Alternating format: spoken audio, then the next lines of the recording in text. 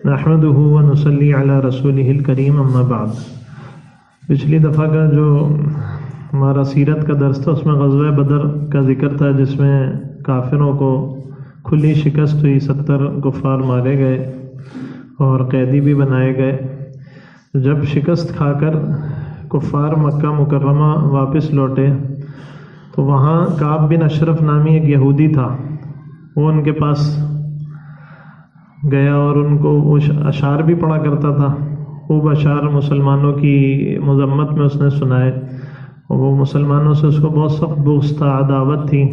رسول اللہ صلی اللہ علیہ وآلہ وسلم کی شان میں بھی گستاخی اس نے کی اور اشعار سنائے، اور مسلمان عورتوں کی بھی مذمت اس نے اپنے اشعار میں کی۔ رسول اللہ صلی اللہ علیہ وآلہ وسلم نے بہت صبر کیا اس پر، لیکن جب اس نے مسلمان عورتوں کے بارے میں اپنے اشعار میں باتیں کی تو رسول اللہ صلی اللہ علیہ وآلہ وسلم نے یہ فرمایا کہ کون ہے جو اس کعب بن اشرف سے ہمیں نجات دلائے؟ تو محمد ابن مسلمہ رضی اللہ عنہ، محمد ابن مسلمہ رضی اللہ عنہ نامی ایک صحابی تھے۔ انہوں نے کہا یا رسول اللہ یہ کام میں کروں گا، لیکن آپ اس کے لیے مجھے حیلے کی یا کسی تدبیر کی اجازت دے دیجیے۔ رسول اللہ صلی اللہ علیہ وآلہ وسلم نے اسے اجازت دے دی، وہ کعب بن اشرف کے پاس گئے یہ حضرت محمد ابن مسلمہ رضی اللہ عنہ، اور ان کا پہلے سے بھی اس سے تعلق تھا۔ جا کر کہا کہ بھائی یہ جو محمد نامی شخص آیا ہے نا، یہ ہم سے زکوٰۃ اور صدقات وصول کرتا ہے اور یہ بات اس کی ہمیں پسند نہیں ہے۔ تو کعب بن اشرف نے کہا بات تو یہی ہے۔ تو اس کو یہ خیال ہوا کعب بن اشرف کو یہ شاید محمد صلی اللہ علیہ وسلم کی جماعت سے الگ ہو گیا محمد ابن مسلمہ۔ پھر محمد ابن مسلمہ نے کعب بن اشرف سے یہ کہا کہ مجھے کچھ اناج کی ضرورت ہے، میں کسی دن تمہارے پاس آؤں گا، یہ کہہ کے وہاں سے چلے آئے۔ پھر دوبارہ جب اس کے پاس گئے تو کچھ صحابہ رضی اللہ عنہم کو اپنے ساتھ لے کے گئے اور ان کو باہر ہی کھڑا کیا، خود اندر گئے، آواز لگائی کعب بن اشرف کو۔ تو اس کی بیوی نے کہا بھائی مجھے خطرے کی بو آ رہی ہے، تم مت جاؤ، لیکن اس نے کہا نہیں کوئی ایسی بات نہیں ہے، محمد ابن مسلمہ سے تو میرا تعلق ہے۔ وہ آ گیا باہر نکل کر کے، تو وہ محمد ابن مسلمہ رضی اللہ عنہ نے اس سے کہا کہ بھائی تم نے خوشبو تو بڑی اچھی لگائی ہوئی ہے بالوں میں۔ تو شیخی خور آدمی تو ویسے ہی تعریف سے ذرا باتوں میں آ جاتا ہے، تو اس نے کہا ہاں یہ خوشبو تو بڑی اچھی ہے، کہا ذرا سنگاؤ۔ اس نے سر نیچے کیا، انہوں نے بال وہیں اس کے پکڑے محمد ابن مسلمہ رضی اللہ عنہ نے، اور جو ان کے ساتھ دوسرے صحابہ تھے رضی اللہ عنہ، انہوں نے بھی اس کو پکڑا اور پکڑ کر کے اس کو قتل کر دیا۔ تو یہ کعب بن اشرف جو تھا یہودی، اس کو اس طرح صحابہ رضی اللہ عنہم نے قتل کیا۔ اس کے بعد ربیع الاول 3 ہجری میں، یہ 3 ہجری سے متعلق سرایہ اور غزوات کا بیان چل رہا ہے۔ ربیع الاول 3 ہجری میں غزوہ غطفان ہوا۔ ایک علاقے کے لوگ تھے، ان کے بارے میں رسول اللہ صلی اللہ علیہ وآلہ وسلم کو یہ خبر پہنچی کہ وہ مسلمانوں کے خلاف جمع ہو رہے ہیں۔ رسول اللہ صلی اللہ علیہ وآلہ وسلم نے صحابہ رضی اللہ عنہم کے ساتھ اس علاقے کا رخ کیا، لیکن جب ان کو خبر ملی کہ مسلمان آ رہے ہیں تو وہ بھاگ گئے اور کوئی مقابلہ نہیں ہوا۔ اسی طرح غزوہ بنو سلیم ربیع الثانی 3 ہجری میں، بنو سلیم کے پاس کچھ لوگ اسی طرح مسلمانوں کے خلاف خبر ملی کہ جمع ہو رہے ہیں، آپ صلی اللہ علیہ وآلہ وسلم ان کے پیچھے گئے، لیکن وہ بھی مقابلہ ان سے بھی نہیں ہوا، وہ بھی وہاں سے بھاگ گئے۔ اسی طرح سریہ زید ابن حارثہ رضی اللہ عنہ جمادی الاخری 3 ہجری میں، رسول اللہ صلی اللہ علیہ وآلہ وسلم کو کسی علاقے کے بارے میں خبر ملی کہ وہاں مسلمانوں کے خلاف کچھ لوگ ہیں جو وہاں سے تجارتی قافلہ لے کر گزر رہے ہیں، شام کے راستے سے مکہ مکرمہ جا رہے تھے۔ رسول اللہ صلی اللہ علیہ وآلہ وسلم نے زید بن حارثہ رضی اللہ عنہ کو کچھ صحابہ رضی اللہ عنہم کے ساتھ وہاں بھیجا، لیکن ایک مقام پہ پہنچ کے انہیں پتہ چلا کہ وہ لوگ وہاں سے آگے نکل چکے ہیں، تو وہاں بھی کوئی ان کا مقابلہ ان سے نہیں ہوا کفار سے، اور وہ واپس آ گئے۔ لیکن ان واقعات سے، ان غزوات اور سرایہ سے کافروں کو یہ بات سمجھ میں آ گئی کہ مکہ سے شام کی جانب دونوں تجارتی راستے، ایک تو پہلے والا ان کا راستہ، ایک جو دوسرا انہوں نے عراق کے راستے سے اختیار کیا تھا، وہ دونوں تجارتی راستے ان کو پتہ چل گیا کہ اب محفوظ نہیں رہے۔ اس کے بعد یہ شوال 3 ہجری میں غزوہ احد، یہ بدر کے بعد ایک بڑا معرکہ جو ہوا مسلمانوں کا اور کفار کا، وہ غزوہ احد ہے۔ اس کا سبب کیا بنا؟ جب شکست خوردہ کفار بدر میں شکست کھا کر کے مکہ مکرمہ واپس پہنچے تو وہاں دارالندوہ میں انہوں نے مشورہ کیا۔ وہ تجارتی جو سفر کر کے آئے تھے، جو بدر جس کا سبب بنا تھا، اس تجارتی قافلے میں جتنا نفع انہوں نے کمایا تھا، مکہ کے ہر گھر سے اس میں سرمایہ موجود تھا کفار کا، تو ابھی نفع تقسیم نہیں ہوا تھا۔ اب مشورہ ہوا بھائی کیا کریں، تو طے یہ ہوا کہ سارا تجارتی نفع یہ جنگ میں لگایا جائے، مسلمانوں کے خلاف دوبارہ مسلمانوں پہ چڑھائی کر کے ان سے جنگ کی جائے، انہیں صف ہستی سے مٹایا جائے۔ تو کفار کی روانگی 3000 کا لشکر بھرپور تیاری کے ساتھ روانہ ہوا۔ حضرت عباس رضی اللہ عنہ یہ مسلمان ہو چکے تھے اور انہوں نے رسول اللہ صلی اللہ علیہ وآلہ وسلم کو بذریعہ قاصد خبر بھیجی کہ بھائی اس طرح مکہ کے کفار آپ سے جنگ کرنے کے لیے یہاں سے روانہ ہو رہے ہیں۔ وہ جو قاصد تھا حضرت عباس رضی اللہ عنہ کا، رسول اللہ صلی اللہ علیہ وآلہ وسلم کے چچا کا، وہ کفار سے پہلے مدینہ منورہ پہنچ گیا، اس نے جا کر کے مدینہ میں اطلاع دی۔ تو رسول اللہ صلی اللہ علیہ وآلہ وسلم کو شب جمعہ میں، یعنی جمعرات اور جمعے کی جو درمیانی شب ہوتی ہے، مسجد قباء میں آپ صلی اللہ علیہ وآلہ وسلم تشریف فرماتے، یہ خبر پہنچی تو آپ صلی اللہ علیہ وآلہ وسلم نے حالات کی تحقیق کے لیے حضرت انس اور حضرت مونس رضی اللہ عنہما، ان دو حضرات کو بھیجا۔ وہ حالات کا جائزہ لے کے آئے کہ بہت قریب کفار پہنچ چکے ہیں۔ پھر رسول اللہ صلی اللہ علیہ وآلہ وسلم نے خباب ابن منذر رضی اللہ عنہ کو بھیجا۔ وہ اس بات میں مہارت رکھتے تھے کہ دیکھ کر کے تعداد کا اندازہ لگا لیتے تھے، تو وہ جب گئے اور جہاں تک وہ کفار پہنچے تھے وہاں جا کے انہوں نے دیکھا تو اندازہ یہ لگایا کہ 3000 تقریباً کفار کی تعداد ہے۔ انہوں نے آ کے رسول اللہ صلی اللہ علیہ وآلہ وسلم کو خبر دی۔ رسول اللہ صلی اللہ علیہ وآلہ وسلم نے مہاجرین اور انصار صحابہ رضی اللہ عنہم سے مشورہ لیا، تو جو بڑی عمر کے صحابہ تھے، بزرگ اور انصار، ان کی رائے یہ تھی کہ مدینہ منورہ میں رہ کر کے مقابلہ کیا جائے، اور جو نوجوان تھے ان کی رائے یہ تھی کہ نہیں، مدینہ منورہ سے باہر نکل کر مقابلہ کیا جائے۔ عبداللہ ابن ابی منافق، اس کی بھی رائے یہی تھی کہ مدینہ منورہ میں رہ کر مقابلہ کیا جائے۔ رسول اللہ صلی اللہ علیہ وآلہ وسلم کی بھی بزرگوں اور انصار صحابہ رضی اللہ عنہم والی رائے تھی کہ مدینہ منورہ میں رہ کے مقابلہ کرنا چاہیے، لیکن نوجوانوں کا اس پر اصرار تھا کہ باہر نکل کے مقابلہ کریں۔ تو رسول اللہ صلی اللہ علیہ وآلہ وسلم جب تیاری کے لیے اندر گئے تو بعض صحابہ نے صحابہ سے یہ کہا کہ بھائی حضور صلی اللہ علیہ وآلہ وسلم کی تو یہ رائے نہیں ہے، آپ لوگ نے اصرار کیا، آپ صلی اللہ علیہ وآلہ وسلم ہمارے اصرار پر باہر جا کے مقابلہ کرنے کے لیے تیار ہو گئے۔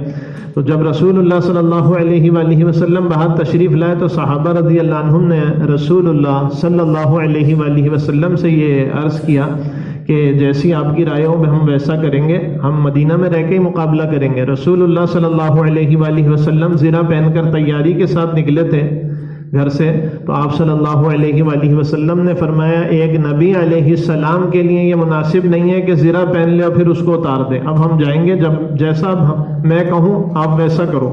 تو مسلمانوں کی روانگی 11 شوال بعد نماز عصر مدینہ منورہ سے احد کی طرف روانہ ہوئے۔ 1000 کا لشکر رسول اللہ صلی اللہ علیہ وآلہ وسلم کے ساتھ تھا۔ راستے میں مسجد شیخین ہے، وہاں صحابہ رضی اللہ عنہم نے عشاء کی نماز ادا کی۔ احد آپ میں سے جو حضرات مدینہ منورہ گئے، جو مسجد نبوی صلی اللہ علیہ وآلہ وسلم ہے اس کے قبلے کی مخالف سمت، یعنی قبلہ اگر اس طرف ہے تو پیچھے کی طرف اگر پچھلے دروازے سے سیدھے نکل جائیں تو چند میل کے فاصلے پر احد کا پہاڑ ہے، اور احد وہ پہاڑ ہے جس کے بارے میں رسول اللہ صلی اللہ علیہ وآلہ وسلم نے فرمایا جبل یحبنا ونحبہ، یہ وہ پہاڑ ہے جبل کہ جو ہم سے محبت کرتا ہے اور ہم اس سے محبت کرتے ہیں۔ تو آپ صلی اللہ علیہ وآلہ وسلم کو جبل احد سے محبت تھی۔ جبل احد کی تصویر ہوگی، دکھائیے گا،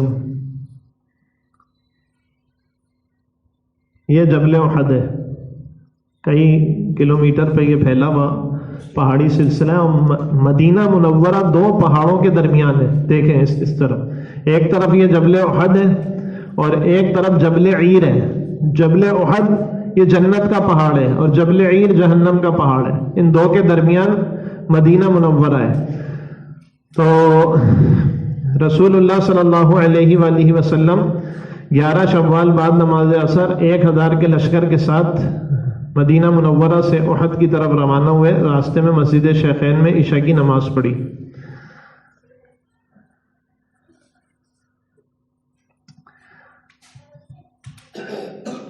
اب یہ مقام معرکہ جو ہوا اس کے احوال بیان کیے جائیں گے۔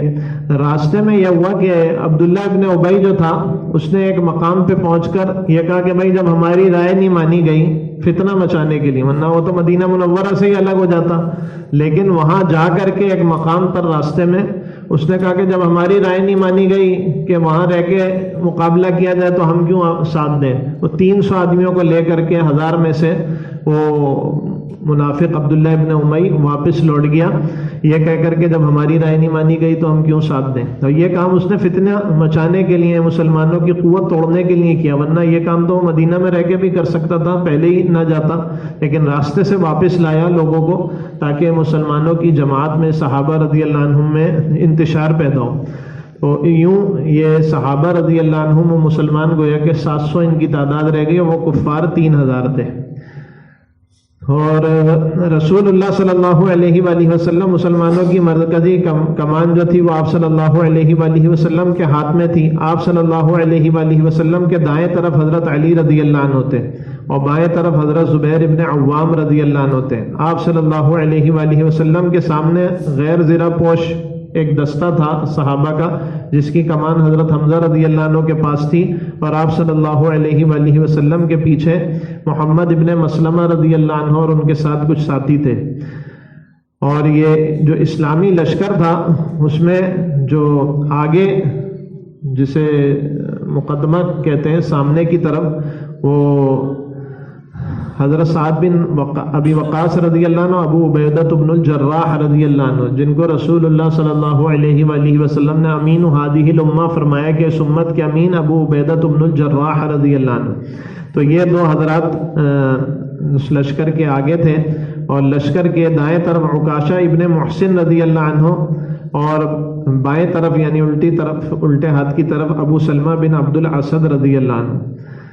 اب یہ کفار کا مسلمانوں کا لشکر آمنے سامنے ہوا۔ کفار کا جو لشکر تھا اس کی مرکزی کمان ابو سفیان کے پاس تھی، جو مکہ کے کفار کا سردار تھا، اور اس کے دائیں طرف خالد بن ولید تھے، یہ مسلمان نہیں ہوئے تھے اس وقت تک، اور بائیں طرف اکرمہ ابن ابی جہل، ابو جہل کا بیٹا اکرمہ۔ یہ اکرمہ رضی اللہ عنہ بھی بعد میں مسلمان ہو گئے، صحابی بنے، اور ابو سفیان رضی اللہ عنہ بھی، اور خالد بن ولید رضی اللہ عنہ بھی۔ اور سامنے کی طرف ان کے جو تھے پیدل فوج تھی، جو دستہ تھا پیدل فوج کا صفوان ابن امیہ کی قیادت میں تھا، اور تیر اندازوں کا ایک دستہ بھی تھا۔ یہ انہوں نے بدر میں مسلمانوں سے یہ چیز سیکھی تھی، جو انہوں نے پھر عملاً احد میں یہ کام کیا کہ تیر اندازوں کا بھی دستہ ساتھ رکھا۔ اب یہ دونوں لشکروں کا موازنہ کیجیے۔ جو اسلامی لشکر تھا ان میں صحابہ رضی اللہ عنہم 700 تعداد تھی، کفار کا لشکر 3000۔ ریشو کیا بنتا ہے؟ تناسب 4 اور 1 کا۔ اور گھوڑے مسلمانوں کے پاس 2 تھے، اور کفار کے لشکر میں 200 گھوڑے تھے، تو 100 اور 1 کا ریشو بنتا ہے۔ اونٹ مسلمانوں کے پاس 1 بھی نہیں تھا، ان کے پاس 3000 تھے، اور زرہ مسلمانوں کے پاس صرف 100 تھی، اور کفار کے پاس 700 تھی۔ تو ظاہری قوت کے اعتبار سے تو کافر ہر اعتبار سے بظاہر مضبوط نظر آتے ہیں، لیکن اللہ جل شانہ کے مقابلے میں تو کوئی بھی نہیں ٹھہر سکتا۔ اللہ کی مدد اور اللہ کی نصرت مسلمانوں کے ساتھ تھی۔ اب جب مقابلہ شروع ہونے کے قریب ہوا تو کفار نے 2 سازشیں کی۔ پہلی سازش کیا کی؟ مقابلے سے پہلے ابو عامر، یہ ایک راہب تھا، اس کو مسلمانوں کے پاس بھیجا پھوٹ ڈالنے کے لیے۔ اس کی عبادت گزاری اپنے وقت میں بہت مشہور تھی۔ یہ مسلمانوں کے پاس گیا اور مسلمانوں سے جا کر کے اس نے کہا کہ بھائی تم جو ہے نا، دیکھو مجھے تو تم جانتے ہو میں کیسا آدمی ہوں، تو تم جو ہے نا واپس ہو جاؤ یہاں سے۔ تو اس کے جواب میں سارے جو مسلمان تھے انہوں نے کہا کہ تو فاسق آدمی ہے، تمہاری بات کا کوئی بھی اعتبار نہیں ہے. تو وہ ناکام واپس لوٹا ابو عامر راہب.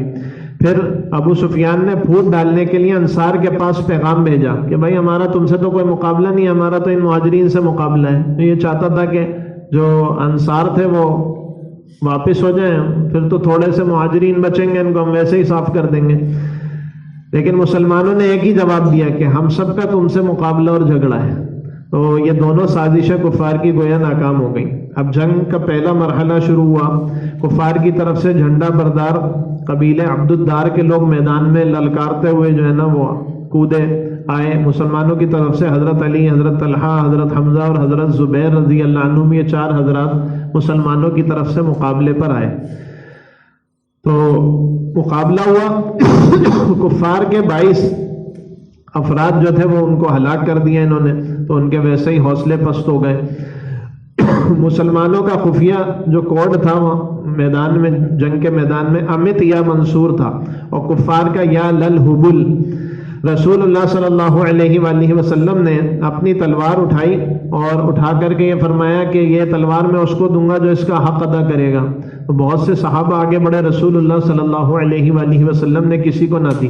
پھر حضرت ابو دجانہ رضی اللہ عنہ ایک صحابی ہیں، انہوں نے عرض کیا کہ یا رسول اللہ اس تلوار کا حق کیا ہے؟ تو رسول اللہ صلی اللہ علیہ وآلہ وسلم نے فرمایا اس تلوار کا حق یہ ہے کہ یہ کافروں پر چلے، کافروں کے گردنیں اڑے اس سے، اور کسی مسلمان پر یہ تلوار نہ اٹھے.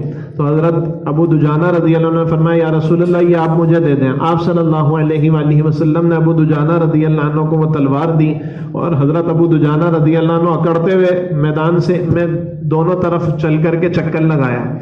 رسول اللہ صلی اللہ علیہ وآلہ وسلم نے فرمایا کہ اس طرح اکڑ کے چلنا اللہ کو ناپسند ہے، لیکن جہاد کے میدان میں کافروں کے سامنے اس طرح کا یہ ابو دجانہ کا چلنا یہ اللہ جل شانہ کو بہت زیادہ محبوب ہے. تو کافروں کے مقابلے میں اکڑ کر مسلمان فوج کے افراد کا چلنا یاد رکھیے، یہ عام حالات میں تو اکڑ کے چلنا، زمین پہ اکڑ کے چلنے سے اللہ نے منع کیا، لیکن کافروں کے مقابلے میں اس کی اللہ جل شانہ نے اجازت دی ہے.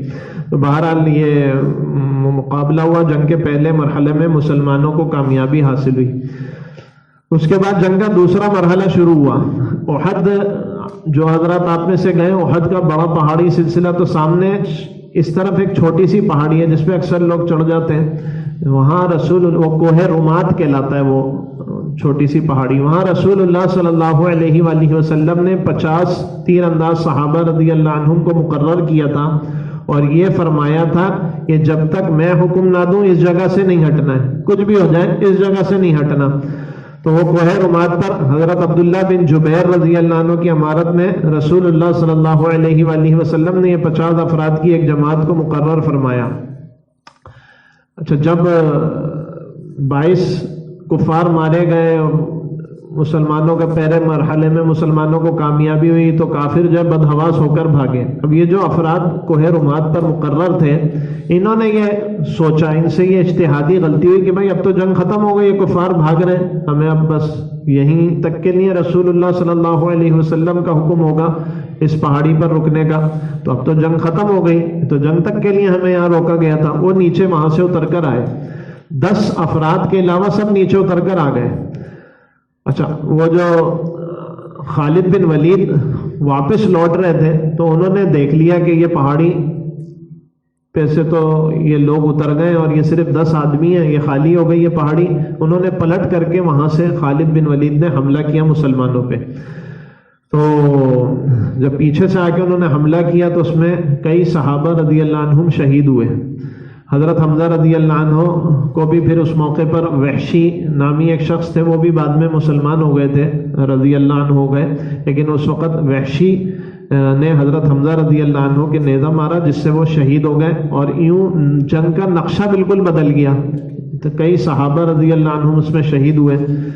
تو کفار رسول اللہ صلی اللہ علیہ وآلہ وسلم کو شہید کرنے کے ارادے سے قریب پہنچ گئے. آپ صلی اللہ علیہ وآلہ وسلم کے ارد گرد چند صحابہ رضی اللہ عنہم رہ گئے.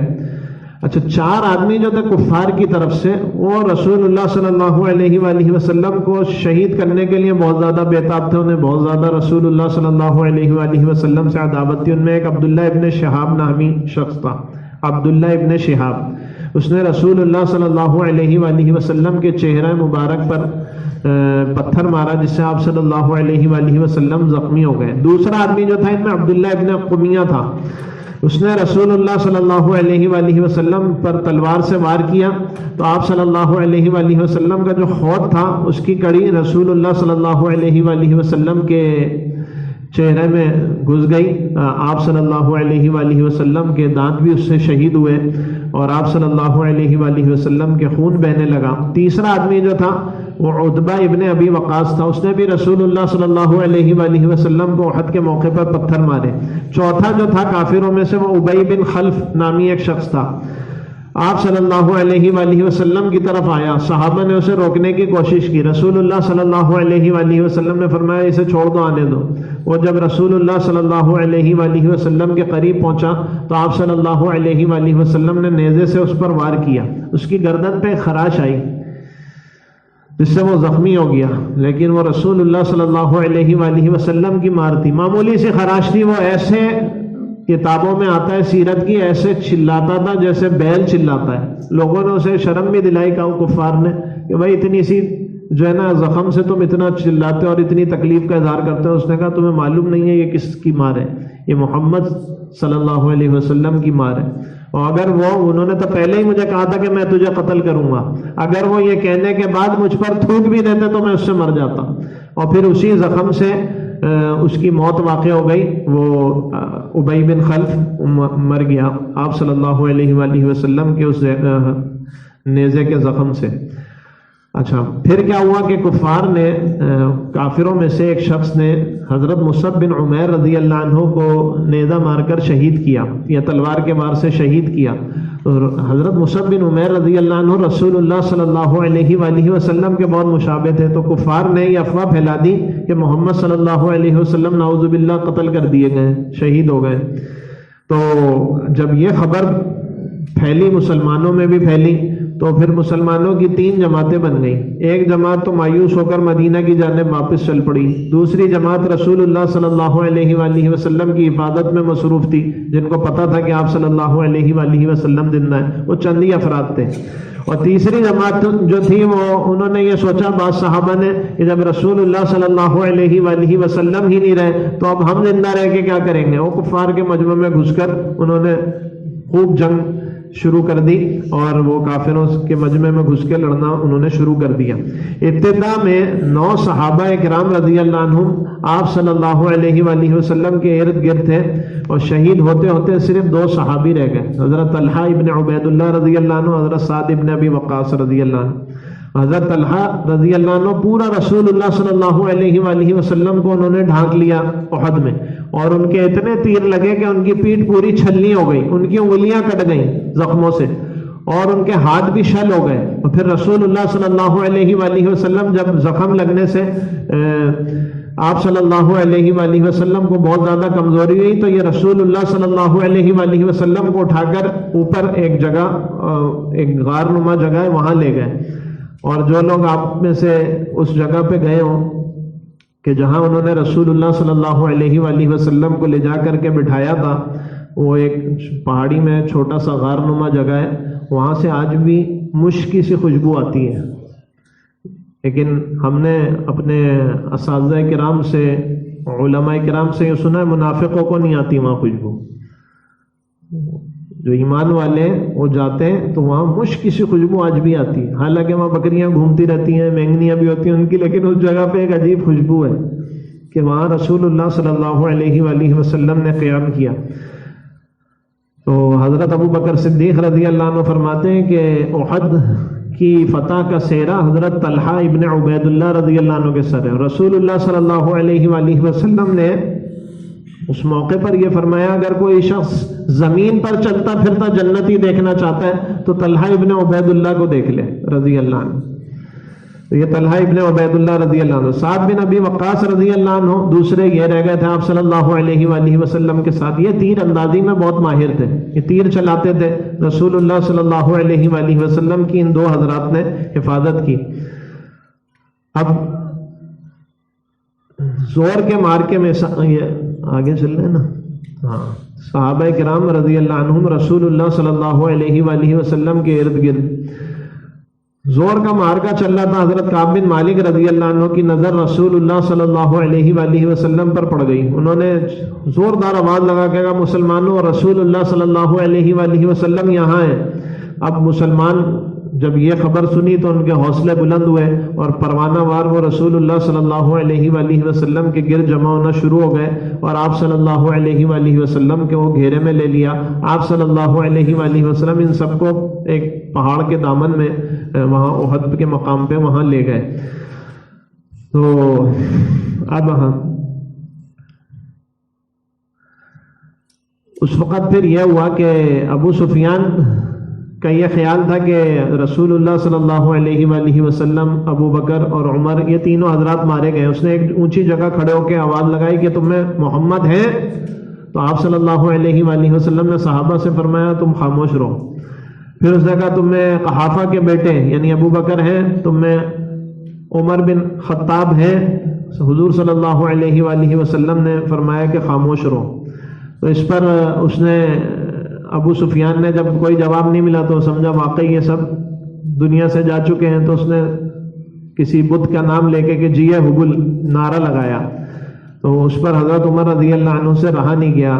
حضرت عمر رضی اللہ عنہ نے رسول اللہ صلی اللہ علیہ وآلہ وسلم سے کہا یا رسول اللہ مجھے بولنے کی اجازت دیں.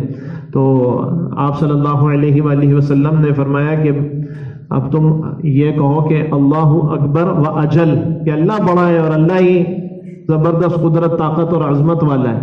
تو پھر اس کافروں کی طرف سے ابو سفیان نے کچھ کہا تو رسول اللہ, اور یہ کہا لنا عزا ولا عزا لکم, یہ عزا وہ ایک بت کا نام تھا ان کے, ہمارے پاس تو عزا ہے, تمہارے پاس تو ہے مسلمانوں عزا ہے ہی نہیں. تو رسول اللہ صلی اللہ علیہ وآلہ وسلم نے فرمایا جواب میں یہ کہو کہ لنا مولا ولا مولا لکم, ہمارے پاس تو مولا ہے, اللہ زبردست قدرت طاقت والا, ہماری مدد کرنے والا ہے, تمہارے پاس تو یہ ہے ہی نہیں. تو اس پر جب اس کو پتہ چلا ابو سفیان کو کہ یہ تو تینوں حضرات زندہ ہیں, تو وہ اپنے ساتھیوں کو لے کر واپس مکہ کی طرف روانہ ہو گیا. اور یوں جنگ اختتام کو پہنچی. لیکن اس جنگ میں ظاہری طور پر مسلمانوں کو نقصان ہوا. حضرت حمزہ رضی اللہ عنہ سمیت تقریباً 70 صحابہ کرام رضی اللہ عنہم احد میں شہید ہوئے. اس پر ابو سفیان نے جب یہ معاملہ ہوا تو بعد میں یہ کہا کہ ہم نے بدر کا بدلہ لے لیا. حضرت عمر رضی اللہ عنہ نے بڑا تاریخی جواب دیا. کیا بدلہ لے لیا؟ کیسے بدلہ لے لیا؟ کہا کہ قتلانا فی الجنہ وقتلاکم فی النار, ہمارے تو جو شہید ہوئے ہیں وہ تو جنت میں چلے گئے اور تمہارے جو مارے گئے وہ سب جہنم میں چلے گئے. بدلہ کیسے لے لیا؟ ہمارے شہید قتلانا فی الجنہ, وہ تو جنت میں چلے گئے, وقتلاکم فی النار. رسول اللہ صلی اللہ علیہ وآلہ وسلم بھی شدید زخمی ہوئے. واپسی پر مسجد فصاح میں زخمیوں کا علاج کے لیے وہاں رکے اور جن کے زخم تھے تو چٹائی جلا کر کے ان کے زخموں میں ان کے زخم اس سے بھرے گئے. اور رسول اللہ صلی اللہ علیہ وآلہ وسلم نے صحابہ کی تدفین وہاں احد کے دامن میں فرمائی. اور پھر دعا کے بعد رسول اللہ صلی اللہ علیہ وآلہ وسلم صحابہ کے ساتھ مدینہ کی جانب روانہ ہو گئے. اور حضرت حمزہ رضی اللہ عنہ سید الشہداء, وہ بھی احد کے دامن میں ان کی بھی قبر ہے. عمر بن جموح رضی اللہ عنہ نامی ایک صحابی تھے, یہ احد میں پہلے جانا چاہتے تھے. کسی نے کہا آپ معذور ہیں, یہ پیر سے معذور تھے. تو کسی نے کہا آپ کے بیٹے تو جہاد میں شرکت کرتے رہتے ہیں, آپ تو معذور ہیں, آپ کو تو اللہ نے بھی اجازت دی ہے, قرآن نے بھی رخصت دی ہے کہ اگر بیمار معذور نہ جائے تو اندھا نہ جائے تو کوئی حرج کی بات نہیں ہے, تو قرآن نے اجازت دی آپ کو, تو نہ جانے میں کیا حرج ہے. انہوں نے کہا نہیں, میرا دل چاہتا ہے میں بھی اپنے لنگڑے پیر سے جنت میں چلوں پھروں اپنے بیٹوں کے ساتھ. اچھا, ان کی جو گھر والی تھی اس نے کیا کہا, ایسی جسے ہماری زبان میں کہتے ہیں آگے بڑھانے کے لیے, پکا کرنے کے لیے, کہا میں تو دیکھ رہی ہوں عمر جو ہے نا وہ راستے سے بھاگ کر واپس آ گئے. اب جب یہ سنا تو ہاتھ اٹھا کے قبلے کی طرف دعا کی, اللہم لا تردنی الی اہلی, اللہ مجھے میرے اہل کی طرف, گھر کی طرف نہ لوٹانا. یہ دعا کی قبلے کی طرف ہاتھ اٹھا کے. وہاں گئے, شہید ہو گئے. اب جب ان کی لاش کو اونٹ پہ لادا گیا مدینہ منورہ واپس لانے کے لیے, وہ اونٹنی جو تھی وہ مدینہ کی طرف آ ہی نہیں رہی, وہ واپس احد کی طرف جا رہی ہے. اچھا, یہ تو کسی کو پتہ نہیں تھا کہ گھر میں یہ دعا کر کے آئے. آپ صلی اللہ علیہ وآلہ وسلم کو خبر دی گئی. آپ صلی اللہ علیہ وآلہ وسلم نے تحقیق کی کہ بھائی گھر سے جاتے وقت کچھ کہہ کے گئے تھے کیا؟ تو کہا یہ دعا کی تھی, اللہم لا تردنی الی اہلی, اللہ مجھے میرے اہل کی طرف, گھر کی طرف نہ لوٹانا. رسول اللہ صلی اللہ علیہ وآلہ وسلم نے فرمایا اونٹنی کو یہ حکم ہے, یہ احد کی طرف ہی جائے گی, مدینہ منورہ کی طرف نہیں لائے گی ان کی لاش. تو حضرت عمر بن جموح رضی اللہ عنہ کو بھی وہیں احد کے دامن میں, وہاں ان کی بھی قبر ہے بدر کے شہداء کے ساتھ. اچھا, شہداء و مقتولین کی تعداد اب دیکھ لیجئے. خزرج کے 41, اوس کے 24 صحابہ رضی اللہ عنہ, مہاجرین میں سے 6, کل تعداد تقریباً 72 تھی جو احد میں صحابہ رضی اللہ عنہم شہید ہوئے. اور جو مشرکین کے مقتولین تھے ان کی تعداد احد میں وہ 37 تھی. صحابہ کرام رضی اللہ عنہم کا عشق رسول, رسول اللہ صلی اللہ علیہ وآلہ وسلم کا واپسی میں قبیلہ بنو دینار کی خاتون پر سے گزر ہوا. تو آپ صلی اللہ علیہ وآلہ وسلم کے جب خبر یہ پھیلی تھی, افواہ پھیلی تھی کہ محمد صلی اللہ علیہ وآلہ وسلم قتل کر دیے گئے, تو یہ خاتون جو تھیں رضی اللہ عنہا, یہ اتنی بےتاب ہو کر احد کی طرف چلیں کہ محمد صلی اللہ علیہ وآلہ وسلم کو قتل کر دیا گیا, یہ کیسے ہو سکتا ہے. اچھا, راستے میں کسی نے کہا کہ بھائی کہاں جاؤں گا, مجھے خبر ملی ہے کہ محمد صلی اللہ علیہ وسلم کو شہید کر دیا. انہوں نے تمہارے والد شہید ہو گئے. انہوں نے کہا کوئی پرواہ کی بات نہیں, آگے بڑھیں. کسی نے کہا تمہارے بھائی شہید ہو گئے, کسی نے کہا تمہارے بیٹے شہید ہو گئے, کسی نے کہا تمہارا شوہر شہید ہو گیا. میں نے کہا نہیں, جب تک محمد صلی اللہ علیہ وسلم کو نہیں دیکھ لوں گی مجھے چین نہیں آئے. پھر رسول اللہ صلی اللہ علیہ وآلہ وسلم کو جب دیکھا کہ اب ہر مصیبت میرے اوپر ہلکی ہو گئی, آپ زندہ ہیں تو اور کسی چیز کی ضرورت نہیں. بعض کتابوں میں لکھا ہے کہ یہ حضرت عمر بن جموح رضی اللہ عنہ کی زوجہ رضی اللہ عنہ ہی تھی. پھر رسول اللہ صلی اللہ علیہ وآلہ وسلم کا قبیلہ بنو عبد الاشہل ہے, یہ بنو عبد الاشہل کہ سعد بن معاذ رضی اللہ عنہ کی بوڑھی والدہ کے پاس سے آپ صلی اللہ علیہ وآلہ وسلم کا گزر ہوا, تو انہوں نے کہا کہ اے اللہ کے رسول, آپ زندہ ہیں تو ہمیں پھر کسی اور چیز کی ضرورت نہیں ہے. بیٹا حالانکہ شہید ہو گیا احد میں, لیکن کیا کہہ رہی ہیں, آپ صلی اللہ علیہ وسلم سے کیسی محبت اور عشق تھا صحابہ کو, مردوں کو بھی عورتوں کو. یا رسول اللہ, آپ صلی اللہ علیہ وآلہ وسلم نے فرمایا کہ وحی کے ذریعے آپ صلی اللہ علیہ وآلہ وسلم کو اللہ جل شان نے خبر دی کہ احد کے شہداء جنت میں چلے گئے, وہاں سب مل گئے. تو آپ صلی اللہ علیہ وآلہ وسلم نے سعد بن معاذ رضی اللہ عنہ کی بوڑھی والدہ کو بھی یہ بتایا میں تمہارا بیٹا جنت میں اور صحابہ کے ساتھ مل گیا. انہوں نے کہا اب یہ خبر سننے کے بعد ہم جزا فضا کیوں کریں گے, ہم روئیں گے کیوں, یہ تو خوشی کی بات ہے. تو یہ صحابہ رضی اللہ عنہم کا رسول اللہ صلی اللہ علیہ وآلہ وسلم سے عشق تھا. یہ غزوہ احد کے کچھ واقعات تھے. اور اب آگے یہ غزوہ حمراء الاسد.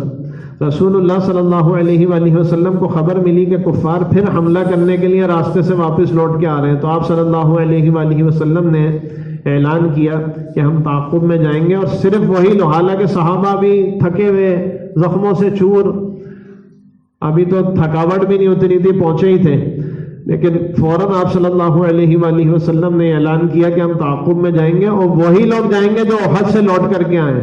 تو باوجود اس کے کہ صحابہ تھکے ہوئے تھے اور زخموں سے چور تھے, دوبارہ لوٹے. جب مسلمان حمراء الاسد, یہ ایک جگہ کا نام ہے, وہاں پہنچے تو کافر روحا مقام پر اس وقت تھے. کافروں کو جب یہ خبر ملی, کسی نے جا کر کے خبر دی کہ مسلمان زخمی شیروں کی طرح آ رہے ہیں تمہارے مقابلے کے لیے, تو وہ ڈر گئے اور واپس مکہ فرار ہو گئے. اچھا, احد, غزوہ احد کا نتیجہ یہ مختصراً دیکھ لیں, چند اس میں باتیں. غزوہ احد میں مسلمانوں کو شکست نہیں ہوئی، البتہ نقصان ضرور ہوا۔ 72 صحابہ رضی اللہ عنہ شہید ہو گئے، سید الشہداء حضرت حمزہ رضی اللہ عنہ شہید ہو گئے، رسول اللہ صلی اللہ علیہ وآلہ وسلم زخمی ہو گئے۔ شکست کیوں نہیں ہوئی؟ کیونکہ شکست کے تعین کے لیے چند سوالات کے جوابات مطلوب ہیں۔ وہ کیا ہے بھائی؟ کافر تو بہت شور مچایا انہوں نے کہ ہمیں فتح ہو گئی۔ پہلا سوال یہ، کیا کافروں نے غلبہ پا لیا؟ دوسرا یہ، کتنے مسلمان قیدی بنائے گئے؟ تو کوئی بھی نہیں۔ کیا فاتح میدان سے بھاگتا ہے؟ وہ تو واپس خود ہو گئے، بھاگ گئے۔ چوتھا سوال یہ، اسلامی ریاست کو کیا نقصان پہنچا غزوہ احد سے؟ کچھ بھی نہیں۔ کافروں کو کتنا مال غنیمت ملا؟ کوئی مال غنیمت لے گئے وہ مسلمانوں کا؟ چھٹا سوال یہ، کیا مسلمانوں کی عسکری حیثیت تباہ ہو گئی غزوہ احد سے؟ نہیں۔ ساتواں سوال، کیا مسلمانوں کے حوصلے پست ہو گئے غزوہ احد سے؟ وہ تو پھر دوبارہ پیچھا کرنے گئے ان کے مقابلے کے لیے۔ اور آٹھواں سوال یہ، کیا مفتوح فاتح کا تعاقب کرتا ہے؟ اگر مسلمان ہارے تھے تو ہارنے والے کے، جیتنے والے کے پیچھے جاتے ہیں دوبارہ؟ تو ان تمام باتوں کا جواب نفی میں ہے۔ تو کیسے کہا جا سکتا ہے کہ مسلمانوں کو شکست ہوئی؟ ہاں، امیر کی اطاعت نہ کرنے کی وجہ سے وقتی نقصان ہوا کہ آپ صلی اللہ علیہ وآلہ وسلم نے کوہ رمات پر جو 50 صحابہ رضی اللہ عنہ کا دستہ حضرت عبداللہ ابن جبیر رضی اللہ عنہ کی امارت میں مقرر کیا تھا، اور یہ کہا تھا کہ جب تک میں نہ کہوں وہاں سے نہ ہٹنا۔ ان سے اجتہادی غلطی ہوئی، وہ سمجھے جنگ ختم ہو گئی، نیچے اتر آئے، اور وہ یہی سمجھے کہ بس اسی وقت تک کے لیے آپ صلی اللہ علیہ وآلہ وسلم کا ارشاد تھا یہاں ٹھہرنے کا۔ تو امیر کی اطاعت نہ کرنے کی وجہ سے وقتی نقصان ہوا۔ عبداللہ ابن جبیر رضی اللہ عنہ 10 صحابہ کے ساتھ وہاں رکے، اوروں کو بھی کہا کہ بھائی مت جاؤ، آپ صلی اللہ علیہ وآلہ وسلم جب تک نہ کہیں ہمیں یہاں سے نہیں ہٹنا چاہیے۔ بہرحال آگے دیکھیے، 3 ہجری سے متعلق کچھ احکامات اور واقعات کا بھی بیان دیکھ لیجئے۔ سن 3 ہجری میں شراب کی حرمت، تدریجاً شراب کی حرمت ہوئی۔ پہلے حکم آیا کہ بھائی نماز کی حالت میں جب ہو تو شراب نہ پیو، لا تقربوا الصلاۃ وانتم سکارا، کہ جب تم نشے میں ہو تو نماز کے قریب نہ جاؤ۔ تو تدریجاً شراب کو اللہ نے حرام کیا۔ پھر کچھ وقت کے بعد قطعی حرمت ہو گئی کہ اب کسی حال میں بھی مسلمانوں کو شراب پینے کی اجازت نہیں ہے۔ تو یہ سن 3 ہجری کے واقعات میں سے ایک واقعہ یہ بھی ہے کہ شراب کو اللہ نے قطعاً حرام کر دیا۔ دوسرا، مشرکات، مشرک عورتوں سے مسلمانوں کے لیے نکاح کرنا، اس کو بھی 3 ہجری میں حرام کر دیا گیا۔ جو مشرک عورتیں، ان سے مسلمان مردوں کے نکاح نہیں ہو سکتے۔ اور اس کے بالعکس تو ہے ہی معاملہ کہ جو عورتیں ہیں مسلمان، وہ مشرک کیا کسی کافر مرد سے بھی شادی نہیں کر سکتی۔ صرف مسلمان مردوں کے لیے اس کی اجازت ہے کتابیہ، بشرطے کہ وہ کتابیہ ہو۔ آج کل تو کتابیہ بھی جو کتاب اہل کتاب کہلاتی ہیں، عیسائی یا یہودی لڑکیاں، وہ بھی اگر ان کا یہ عقیدہ ہے کہ حضرت عیسیٰ علیہ السلام اللہ کے بیٹے ہیں یا حضرت عزیر علیہ السلام اللہ کے بیٹے ہیں، تو وہ بھی مشرکات میں ہی ہیں۔ اس لیے اس مسئلے میں اگر کسی کو یہ قدم اٹھانا ہو تو علماء کرام سے، مفتی حضرات سے تحقیق کریں۔ اہل کتاب سے نکاح جائز ہے بشرطے کہ وہ اہل کتابی ہو۔ مسلمان مرد کسی یہودی یا عیسائی لڑکی سے نکاح کر سکتا ہے اہل کتاب سے، بشرطے کہ وہ اہل کتابی ہو، مشرک نہ ہو گئے ہوں۔ لیکن اس زمانے میں علماء منع فرماتے ہیں۔ وجہ اس کی ہے کہ اس سے نسل خراب ہوتی ہے، کہ مسلمان تو اتنے اپنے مذہب میں پکے ہیں نہیں، اور بچے جو ہوتے ہیں وہ ماں کے مذہب پہ ہوتے ہیں، یاد رکھیں۔ باپ تو مرد تو کمانے کے لیے دن بھر باہر رہتا ہے، بچے ماں کی گود میں پلتے ہیں، تو بچہ تو فطرت پہ پیدا ہوتا ہے، حدیث شریف میں آتا ہے، اس کے والدین اس کو یہودی، نصرانی یا مجوسی بنا دیتے ہیں، تو اس لیے نسل خراب ہوتی ہے، بچے یہودی اور عیسائی بن جاتے ہیں، اس لیے احتیاط اس میں بہتر ہے۔ تیسرا، وراثت کا قانون بھی سن 3 ہجری میں اللہ جل شانہ نے اس کا حکم دیا کہ بعض رشتہ داروں کو اللہ جل شانہ نے میراث میں حقدار بنا دیا۔ اور چوتھا، ام المومنین حضرت حفصہ رضی اللہ عنہ، احد میں حضرت حفصہ رضی اللہ عنہا کے جو شوہر تھے وہ شہید ہو گئے تھے، تو رسول اللہ صلی اللہ علیہ وآلہ وسلم نے حضرت حفصہ رضی اللہ عنہ سے نکاح کیا 3 ہجری میں، اور ام کلثوم رضی اللہ عنہ کا نکاح حضرت عثمان رضی اللہ عنہ سے ہوا۔ حضرت رقیہ رضی اللہ عنہ یہ حضرت عثمان رضی اللہ عنہ کے نکاح میں تھی۔ حضرت رقیہ رضی اللہ عنہ کا انتقال ہو گیا، یہ بھی رسول اللہ صلی اللہ علیہ وسلم کی بیٹی تھی۔ تو ام کلثوم رضی اللہ عنہ بھی حضرت رسول پاک صلی اللہ علیہ وآلہ وسلم کی بیٹی تھی۔ تو جب رقیہ کا انتقال ہو گیا رضی اللہ عنہ کا، تو حضرت عثمان غنی رضی اللہ عنہ کے نکاح میں آپ صلی اللہ علیہ وآلہ وسلم نے اپنی دوسری بیٹی ام کلثوم رضی اللہ عنہ کو بھی ان کے نکاح میں دے دیا۔ اسی لیے حضرت عثمان رضی اللہ عنہ ذو النورین کہلاتے۔ نورین کا مطلب ہے 2 نور۔ آپ صلی اللہ علیہ وآلہ وسلم کی 2 بیٹیاں رقیہ اور ام کلثوم رضی اللہ عنہما، یہ آپ حضرت عثمان رضی اللہ عنہ کے نکاح میں تھی۔ ام المومنین حضرت زینب بنت خزیمہ رضی اللہ عنہ سے نکاح۔ رسول اللہ صلی اللہ علیہ وآلہ وسلم کا سن 3 ہجری میں رمضان کے مہینے میں حضرت زینب بنت خزیمہ، یہ ام المساکین کہلاتی تھی، بہت زیادہ سخی تھی، اور رسول اللہ صلی اللہ علیہ وآلہ وسلم کی 2 بیویاں حضرت خدیجہ الکبریٰ رضی اللہ عنہ اور یہ حضرت زینب بنت خزیمہ رضی اللہ عنہ، یہ 2 بیویاں آپ صلی اللہ علیہ وآلہ وسلم کی ایسی تھیں کہ جن کا انتقال رسول اللہ صلی اللہ علیہ وآلہ وسلم کی حیات مبارکہ میں ہوا۔ باقی جو ازواج مطہرات رضی اللہ عنہ تھیں عنہن، ان کا رسول اللہ صلی اللہ علیہ وآلہ وسلم کے وصال کے بعد انتقال ہوا۔ یہ سن 3 ہجری سے متعلق غزوات، سرایا اور کچھ احکام اور واقعات کا بیان تھا۔ اللہ جل شانہ ہم سب کو رسول اللہ صلی اللہ علیہ وآلہ وسلم کی سیرت پر عمل کی توفیق نصیب فرمائے۔ الحمدللہ رب العالمین، والصلاة والسلام علی اشرف الانبیاء والمرسلین وعلی آلہ وصحبہ اجمعین۔ ربنا آتنا فی الدنیا حسنہ وفی الآخرۃ حسنہ وقنا عذاب النار۔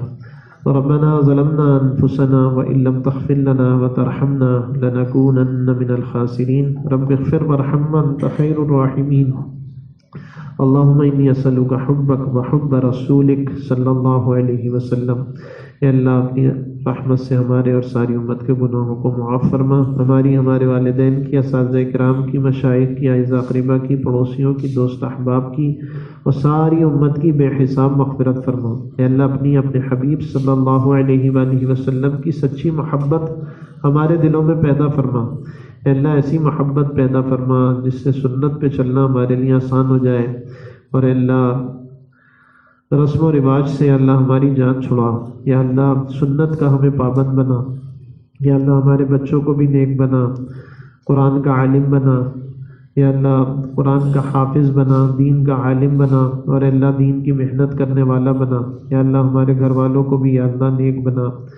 یا اللہ دنیا آخرت کی ہر خیر نصیب فرما، ہر شر اور فتنے سے ہماری حفاظت فرما۔ یا اللہ اخلاص کے ساتھ سیرت پڑھنے کی، سننے کی، عمل کرنے کی توفیق نصیب فرما۔ ربنا تقبل منا انک انت السمیع العلیم وتب علینا انک انت التواب الرحیم، وصلی اللہ تعالی علی خیر خلقہ محمد وعلی آلہ وصحبہ وامتہ اجمعین، آمین برحمتک یا ارحم الراحمین۔